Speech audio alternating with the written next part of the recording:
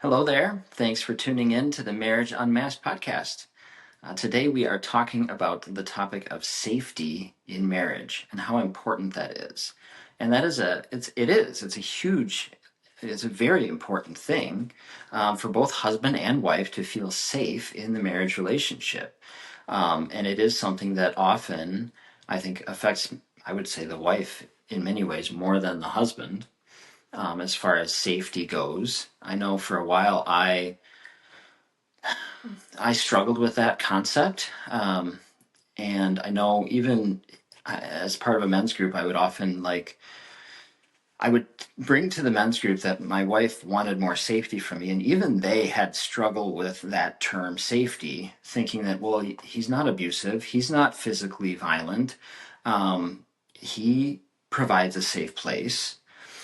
But you really have to understand that safety in marriage is more than just physical safety. It isn't just about like violence or, hurting and harming each other physically. There is a safety that has to happen in marriage, that's also emotional safety and providing a safe environment for your wife, especially, to feel okay with you, to feel comfortable and relaxed and able to be open and vulnerable. And I think that this is like there's so many issues that we see in marriages and the couples that we work with where actually it all comes back to this. So often, they might think it's because he's this way or she's that way. But when you look at it, it's really coming back to that they're not creating safety in their marriage. So there's the emotional safety, there's the physical safety, there's also relational safety, and really, yeah, like Adam said, you want to be comfortable, both husband and wife, comfortable to feel open, to be able to be open and vulnerable. And marriage is this beautiful place where, yes, it's designed to be very vulnerable, and that's the beauty of it. But we miss that when we don't feel safe, and it's totally valid if you're not feeling safe, because that safety can be broken in so many ways, and we're going to talk about that in a second. But let's talk about the emotional safety for a second. Just really like talk about what that is. Like, you're probably not feeling emotionally safe if you are being dismissed. We bring something up, think about, you're having a conversation, you bring something up. If you are dismissed, if maybe they go to defensiveness right away. I might bring up to Adam, I'm really frustrated, feeling really frustrated. You're home late again. And then he just immediately goes into reasons why it's totally okay that he's late again. Right. And so, my feelings are dismissed. They're just kind of lost in him defending. And then I just don't want to share anymore, because I think that's an important thing for men to realize too, is that a lot of times when you focus on the facts and you're focusing on logical arguments and things like that, that isn't what's needed in a certain situation. A lot of times what's needed is to focus on the emotional vibe, the actual, like, what is your wife feeling, and to really tune into that and to validate those emotions instead of just, it's very easy for us guys, and I do it all the time, and that is what we're talking about, is to simply start giving logical arguments.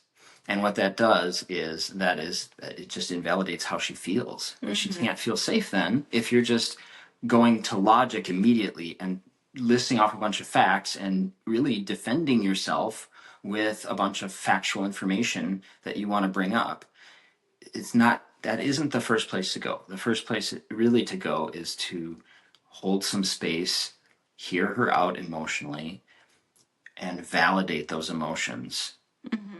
And I actually think it would be really helpful also if, and I know maybe some men are great at this, but I know we've struggled with this, where you just perhaps aren't sharing what emotion you're feeling. I don't know if it's, maybe you don't know what it is, or maybe you just, in a guy's head, it's like, that's not what they go to, is sharing the emotion. Yeah. But I think that would be really helpful for wives, because we do want to know what your emotion is so that we can, that I think helps us soften too, is to say, oh man, he's feeling this. Oh, okay, now I can see why he is saying this or this.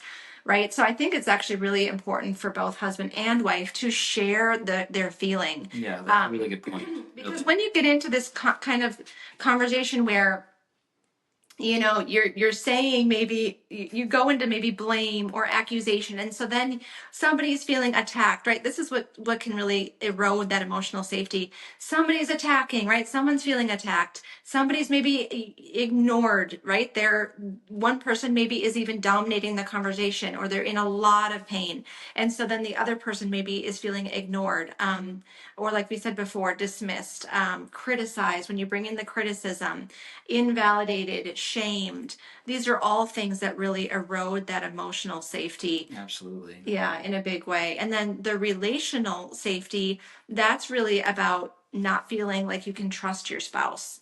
And that is super hard. Yeah. What do you build off if you can't trust your spouse? And that's why so much marriage pain comes back to this exact topic. So, if you are rebuilding that trust, you're looking for that relational safety, you want someone who's reliable, you want that stability, you want them to be acting in a self-controlled way, so that you can trust them because they're actually going to do what they say they're going to do. Yeah, and that is what establishes trust, is really, over time, to consistently, reliably do the things that you say you're going to do, to follow through on your word, to have great integrity. And that creates that trust that's absolutely needed for that safety in that relationship to be built. Mm-hmm. Yeah. So this emotional, relational safety, even physical safety, like that comes up in these everyday conversations that you're having. You may not even realize that perhaps safety is being eroded. You're just having these kind of conversations, and you may not even know. Or especially when you're triggered, if you are having a conversation, it starts to get heated, or something that you did triggered your spouse, that's another time where the safety can get easily eroded. Or when you're hurting, maybe when you're stressed, and you're reacting from that hurt or that stress, and that can really erode the safety in the relationship too. So the question is really, this could be a great conversation to have with your spouse, is just, am I a safe place for you to feel, or is our relationship a safe place for us both to feel? That'd be a good question for like a check-in. When you're doing a check-in, I mean, how did I make you feel safe this week? How did I make you feel unsafe this week? In each of those areas, relational and emotional, and hopefully there shouldn't be any physical in there. Well, really, hopefully there shouldn't be any. Right. There shouldn't be anything of anything. And a lot of this happens when there is high conflict. I mean, how you handle conflict in a relationship is often where you're either creating safety or not creating safety in actual conflict situations. Mm-hmm. So kind of to review those and really ask that question.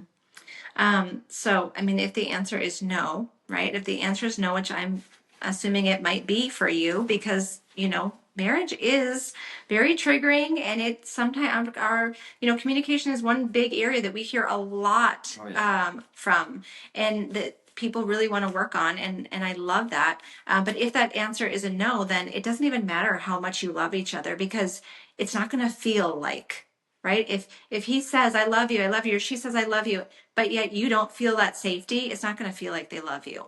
Yeah. And that is a really painful place to be.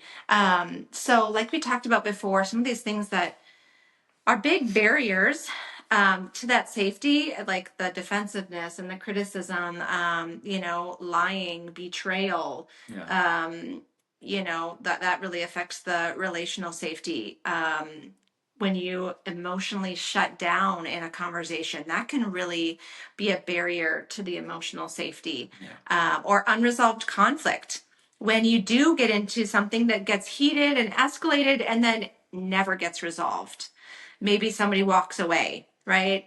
Sweep it under the rug and you don't ever come back to it, and you just kind of move on without actually dealing with it. Yeah, that definitely can create an atmosphere that's not safe. If someone's controlling, that's another one that can really erode emotional safety. Yeah. To feel like you don't have a say, to feel like you are, maybe what you have to say is not as important. But these are also things too that you kind of want to catch yourself on, because these can be your own, right? Sometimes it's our in our perception where it's like, Yeah.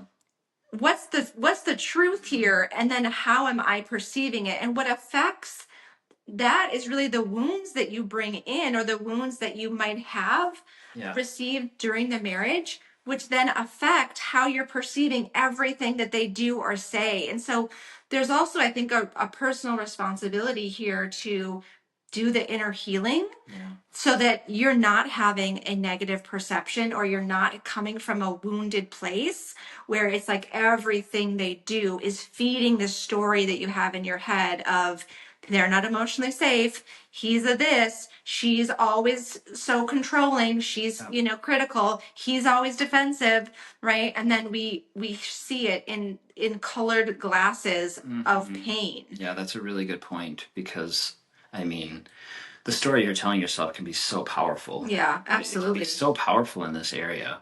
And I know that we've struggled with some of those things many times. Of course, like, we have stories that we tell ourselves, and then it completely colors it. And so, yeah, that's a really good point. Yeah, I mean, and that's really we want to give you a bunch of ways to start rebuilding safety.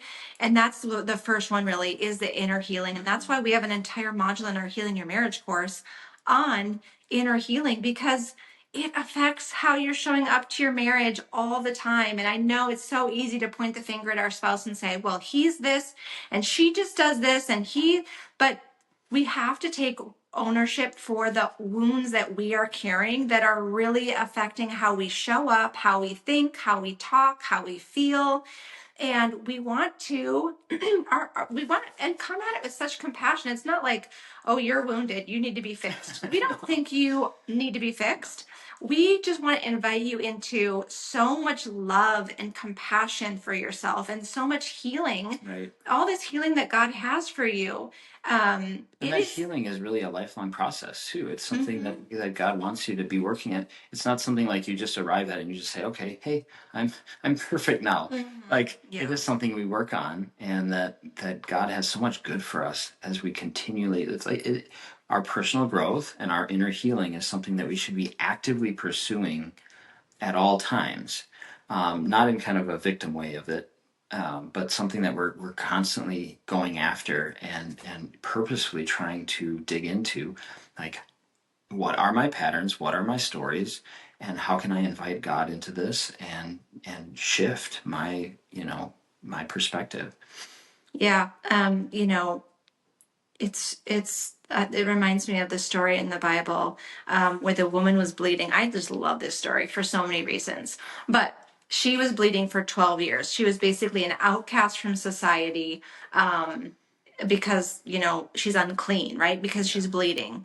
And I can't even imagine how drained her body was too. Like, if you're always bleeding, like, I can't even imagine the iron deficiency and all the other things. But anyways, so this woman is hurting, right? She is hurting, she's feeling alone, she's feeling rejected probably.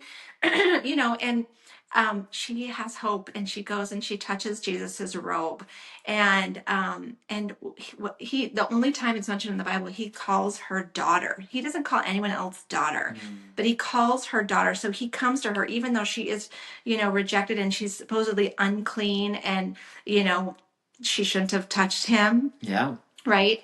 But he doesn't shame her. He doesn't criticize her. He comes to her with love. He calls her daughter. It's so beautiful. And then he heals her body, but he doesn't just heal her body. I think he really brings her healing for her heart too. All those wounds that she carried from being rejected for so many years, and being isolated and discouraged, and feeling defeated, trying to get better for all those years.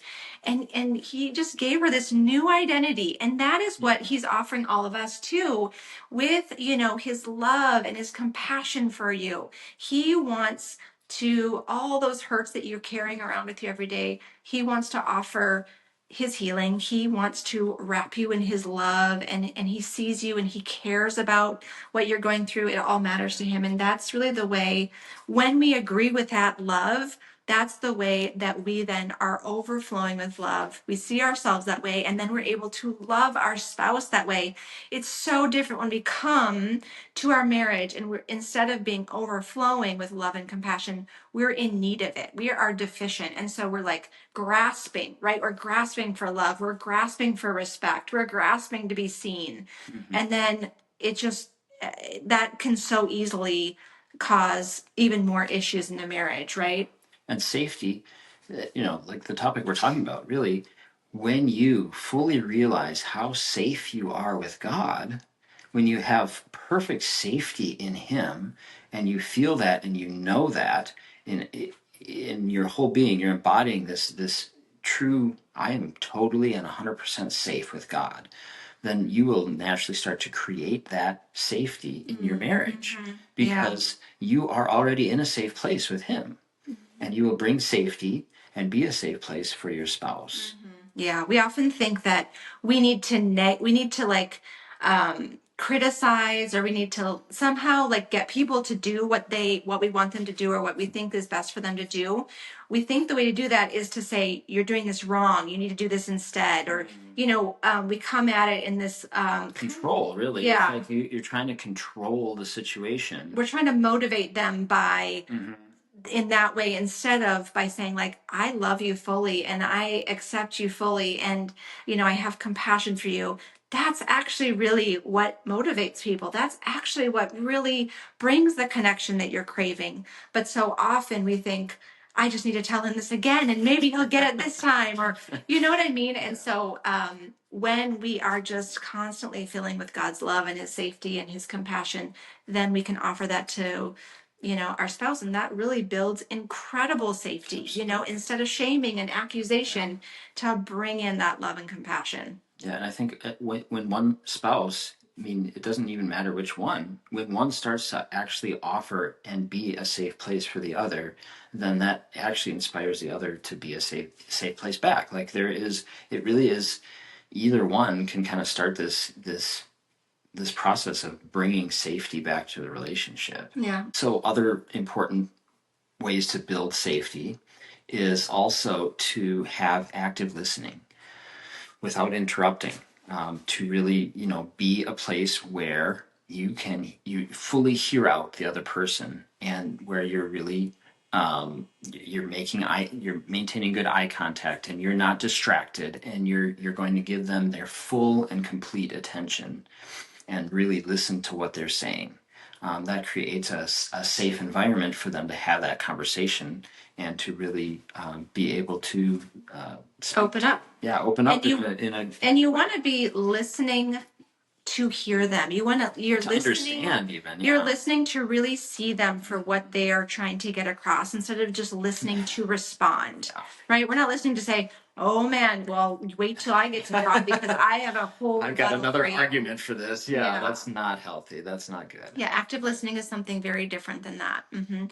You also want to, validate, we talked about before, practice validating their emotion, even if you disagree with their story. So if I say to Adam, like, I'm so frustrated that you came home late. You were always late. I can't believe you did this again, right? He can still validate my feeling of frustration without validating and agreeing with the fact always that late. I said he's always late, right? And he's never does what he says or whatever, and that might even de-escalate, because as you notice, like, I brought in some accusation, and I said, like, you always, and this is what you always do, and so when he can almost de-escalate that just by even validating my frustration, and then eventually, hopefully, I'll take ownership for bringing some accusation there and apologize for that.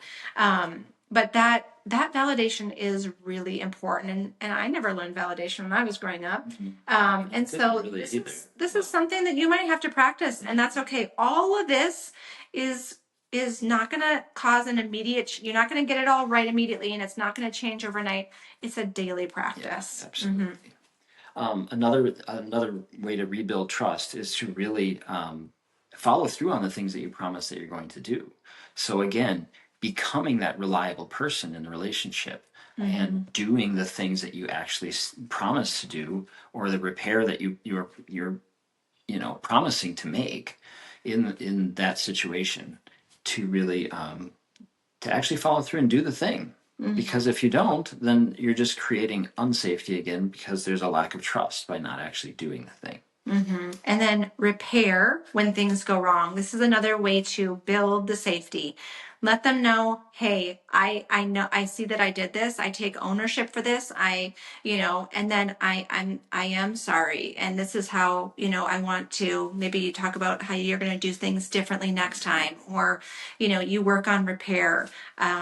So that they know that you see them in the pain, and you take, accountability for how you showed up. Yeah, absolutely. And then the last one is to really offer love and compassion that they don't need to earn. That's a huge deal, because just like God offers us perfect love and compassion, we don't have to earn it. We don't have to show up a certain way, or say the right things or do the right things in order for God to love us.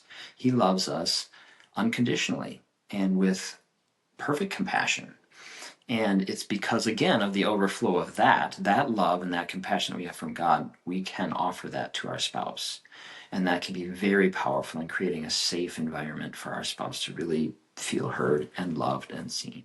And I know I hear a lot, and it's, again, coming from a wounded place. And I know you have a lot of wounds. We have wounds still that we need to heal. But it comes out from these wounds where we say things like, well, he doesn't deserve that. Or he's showed me that this is, who he is. And so I just can't give him that anymore. Right. Or we almost sometimes, put up a boundary that keeps our love from them, because we're tired of getting hurt, or you're feeling alone, or you're feeling exhausted. And so that's where, again, if you notice that, where you're feeling like, I'm not going to give that because they didn't earn it, or because they don't deserve it, then that's a good sign to go back and start working on that inner healing again, because there's wounds there that need to be healed.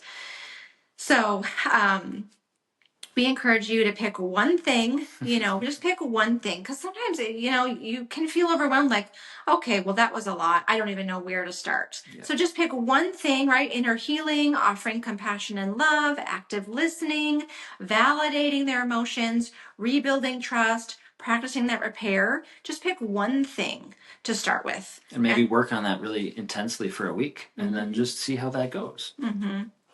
Yeah, remember, it doesn't change overnight. No. And for wives who need support, and you're feeling like, you're in this right now, you're feeling unsafe, and you're feeling alone, or you're in pain, and maybe you just feel like your husband isn't even putting effort in anymore, and you're looking for some support, I have good news for you. I have a membership just for you, that the waitlist is now open. This is the most affordable way to work with me and to get support from a community of other wives as well.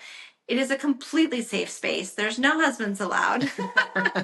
Not that husbands are bad, but it is just, there's something beautiful that happens when we can come together, share in a safe space. We have the link for the waitlist in the show notes. Take a peek. We would love to have you join. It is an incredible, incredible opportunity to get the support and the help that you need. I will be coaching every week in there, so you can get coached personally by me every week, as well as a ton of other awesome things. You'll get our entire Healing Your Marriage course for free while you're in the membership as well. So it's really everything you need. Yeah. And hopefully there'll be something coming for husbands. I think in the future there will be something coming for guys too. Yeah. I do want to start a community as well. I'm not there yet, but we have plans. So we hope this was so helpful for you. Please reach out if you have any questions.